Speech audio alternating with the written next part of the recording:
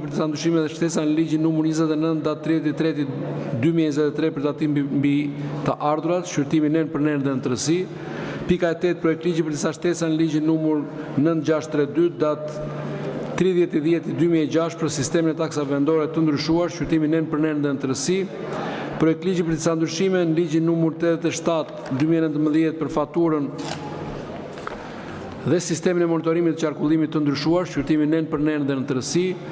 Pika e 10 projekt ligji për marrëveshjen e paqes fiskale, shqyrtimi nen për nen dhe në tërësi. Pika 11 projekt ligji për rivlerësimin e pasurisë palujshme, shqyrtimi nen për nen dhe në tërësi.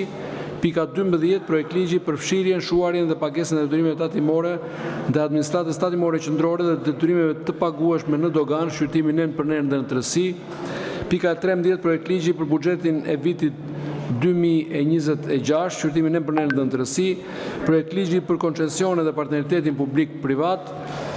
Pika 15 projekt ligji për gjuetin. Pika 16 projekt ligji për disa shtesa ndryshime në ligjin numër 155/2020 për ndryshimet klimatike. Pika 17 projekt ligji për disa ndryshime dhe shtesa në ligjin numër 80/2021 për regjistrimin e organizatave jo fitimprurëse të ndryshuar. Pika 18 mocion me debat për gjetjet, konkluzionet dhe rekomandimet e raportit final të OSP-ODIR-it për zgjedhjet parlamentare të 11 maj 2025. Pika 19 projekt vendimi për zgjedhjen e avokatit të popullit.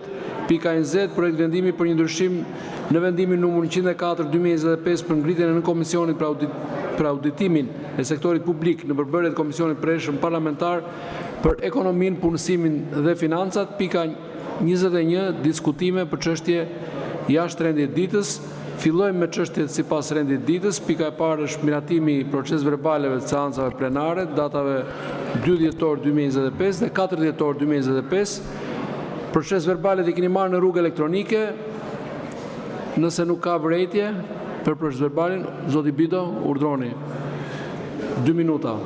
Nderuar kryetar, 2 vërejtje për proces verbalin. Në seancën e datës 4 dhjetor në faqen 61 është shënuar gjatë fjalës time edhe gjykatës shkallës parë të apelit dhe gjykatës të lartë Strasburgut, duhet jetë edhe gjykatës shkallës parë edhe të apelit dhe gjykatës të lartë dhe Strasburgut, ndërsa për seancën e datës 2 dhjetor në faqen 30, prapte citimi im, unë e di që kur ju thonë juve bojkotoni flamurin e keni mendjen të flamur tjetër, flamuri dytë pavarësisht se le themi në pikpamjen e rëndësisë është më pak i rëndësishëm se flamuri parë, duke qenë se është emër i posaçëm, duhet me fat të madhe. Faleminderit. Faleminderit, atëherë shërbimi redaktorëve të bëj reflektimin në proces verbal të vërejtjeve të deputetit. Nëse s'ka vërejtje të tjera, proces verbali miratohet. Kalojmë tek njoftimet. Ju njoftoj se në kuvend gjatë atyre ditëve janë depozituar 3 projekt ligje nga Këshilli i Ministrave, 1 projekt ligj nga deputet. Ju njoftoj se me shkresën numër 3853 datë protokollit, datë 5/12 miratuar për verbalin. Kaloj tani. Është paraqitur në kërkesë për tërheqjen e nënshkrimit të deputetëve të grupit parlamentar të Partisë Demokratike mbi mbështetjen e kandidatëve për avokatin e popullit. Në shkresë është kërkuar një proces transparent dhe gjithëpërfshirës, po citoj shkresën, për emërimin e institucioneve të pavarura kushtetuese. Gjithashtu kjo shkresë kërkon që të mbahet në konsiderat qëndrimi i tyre edhe pse kjo çështje ende nuk i ka kaluar për shqyrtim dhe miratim seancë plenare. Duke qenë para faktit se Komisioni Përgjegjës për çështjet ligjore dhe administratën publike ka përfunduar procesin e shqyrtimit kandidatura për avokatin e popullit dhe i ka përcjell seancës plenare për votim 6 kandidatura, të cilat kanë plotësuar kriteret ligjore.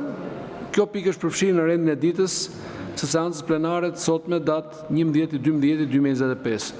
Por kërkesa e paraqitur nga grupi parlamentar i Partisë Demokratike është pra për mos përfshirje në rendin e ditës, kështu që si kryetari i kuvendit kam detyrimin që të kaloj në votimin e kësaj kërkese, nëse grupi nuk ka mendim të ndryshëm. Pra, sipas procedurës, të lutem ta mbaroj fjalën, fjala do të jetë për ju pastaj. Ta mbaroj fjalën, sipas procedurës, kërkesa juaj për mos përfshirjen në rendin e ditës apo për heqjen nga rendi i ditës i njoftuar, hidhet në votim pasi të kemi dëgjuar 10 minuta, një fjalë pro dhe një fjalë kundër. Në këtë pikë jemi tani. Zoti Klliçi, për procedurë. Për procedurë, Po pra, zoti Klliçi, për procedurë. Atëherë, zoti kryetar, duke parë në ditës që në pikën 18 ju keni përfshirë projektvendimin për zgjedhjen e avokatit popullit, ja u kemi bërë të ditur me shkrim në mënyrë zyrtare në emër të grupit parlamentar të Partisë Demokratike qëndrimin ton mbi këtë proces. Në datë 5 dhjetor 2025, me shkresën numër protokolli 3853 të grupit parlamentar të Partisë Demokratike, ju zyrtarisht jeni njoftuar për tërheqjen e të gjitha firmave të deputetëve të Partisë Demokratike për të gjitha kandidaturat që janë paraqitur para Komisionit Ligjeve për të garuar për pozicionin e avokatit popullit. Në listën e kandidaturave janë 26 kandidatura, por sigurisht aty ndodhet dhe lepuri Surelit, në këtë rast Endri Shabani, i cili sot po plotson dhe po çon deri në fund skenarin e kësaj mazhorance, të paralajmëruar javë më parë në këtë foltore se avokatin e popullit këtë radhë do ta merrte Partia Socialiste. Është thënë këtu në këtë foltore nga deputet kësaj mazhorance, në mos gaboj ka qenë i pari Jerio Mile, që e ka thënë më pas ka qenë Ulsi Manja. Që t'jemi të qartë për qëndrimin ton. Qëndrimi ynë është i prerë. Sot që ne flasim, asnjë nga 26 kandidaturat për avokat popullit nuk i ka firmat e deputetëve të Partisë Demokratike për të garuar në këtë pozicion. Nëse i riktheheni precedentit të vitit 2022 në këtë sallë, keni pranuar tërheqjen e firmave gjatë seancës plenare, jo më një javë përpara procesit. Ka qenë rasti i votimit avokatit popullit dhe janë tërhequr në këtë sallë firmat për Ledio Brown, Dorian Gjomarkajn dhe një kandidaturë të tretë Bledar Dervishin dhe e keni pranuar po ju kjo mazhorancë. Kështu që qëndrimi ynë sot është i qartë. Partia Demokratike nuk merr pjesë fare në këtë farsë, për sa kohë nuk tërhiqni emrin e Endri Shabanit nga lista e propozimeve. Kandidaturat zyrtare të Partisë Demokratike në zbatim dhe të vendimit të grupit parlamentar të Partisë Demokratike janë zonja Adriana Kalaja dhe zoti Besim Drejgjoni. Ne jemi të gatshëm që nëse kemi 5 minuta apo 10 minuta kohë dhe marrim pushim në këtë seancë, të mbledhim firmat për të paraqitur zyrtarisht një kandidaturë apo dy në emër të opozitës, por tani që ne flasim, asnjë prej kandidaturave që ju kërkoni të hidhni në votim ditën e sotme nuk është e lishme për të kaluar në votim. Kjo është lista me 44 firma të deputetëve të Partisë Demokratike dhe është absurde që ju vijoni të çoni skenarin e kapjes së institucionit avokatit popullit përpara. Kemi njoftuar të gjitha institucionet ndërkombëtare, gjithsesi diplomatike në vend për këtë.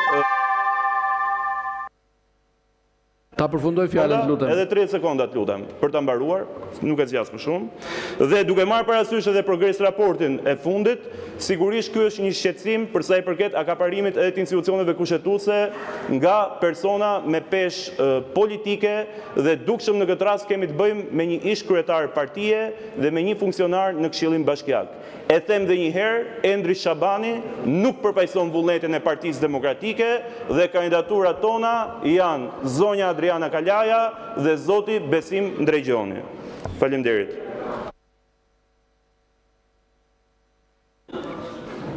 Zoti Sali Berisha, procedurë.